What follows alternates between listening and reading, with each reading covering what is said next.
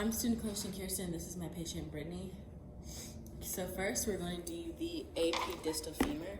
The AP distal femur has an SID of 40 inches. The cassette is a 14 by 17, and I'm just going to ask. This is my cassette. I'm just going to ask that you. Yes, I'm going to ask that you step back some and internally rotate your leg 5 degrees. Good. Okay, for the distal femur, I'm going to place the bottom of the film 2 inches below the knee, right there. Okay, the central ray is going to be in the center of the film, and I'm collimating to see the joint.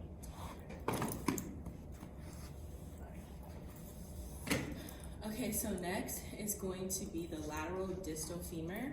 So the SID is going to be 40. The cassette is going to be 14 by 17.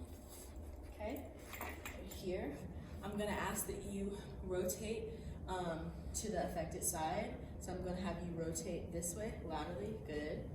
Okay, and then I'm going to ask that you, slowly bend your knee. Perfect, just like that. Okay, and there's going to be a line that goes through the femoral condyles, and then the central ray is going to be in the center of the film, and I'm using this I'm collimating the lateral projections of the distal femur.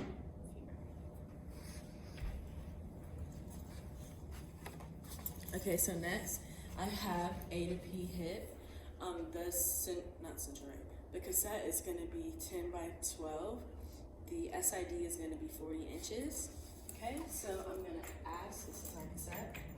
Okay, I'm going to ask that you just stand up against here and internally rotate your leg 15 to 20 degrees.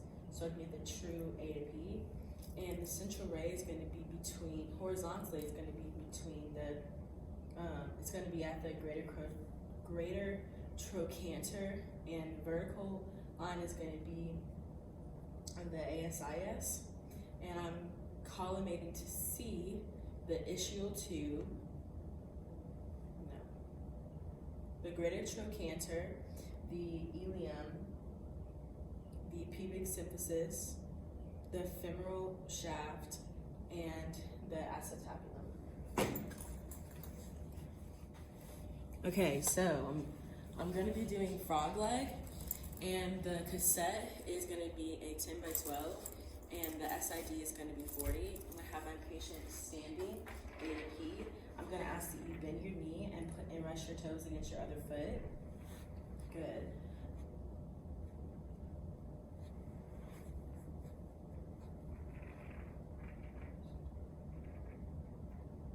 Okay, so the central ray is going to be an inch medial to the ASIS and horizontally halfway between the ASIS and the greater trochanter.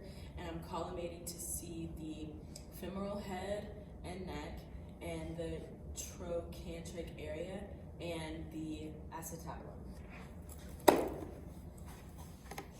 Okay, so now this is A to B pelvis with an SID of 40 inches, and the cassette is going to be 14 by 17. So I'm just going to have my patient, this is my cassette. I'm going to have my patient stand and have both feet planted evenly on the ground. Perfect. Okay, I'm collimating to see the anterior pelvic bone, the hip joint, and the ischial bone, and the pubic symphysis. Okay, so now if you could remove your hands from your pockets. Good. Okay, so now I have an A to P pelvic outlet with an SID of 40 inches. The cassette is going to be 14 by 17. The patient's going to be laying supine, and the X-ray beam is going to be angled cephalad, 20 to 30 degrees for males and 45 degrees for females. The central ray is going to be 2 inches below the pubic symphysis and greater trochanter. And I'm collimating to see the pubic and ischial bone, the hip joint, and the obturator foramina.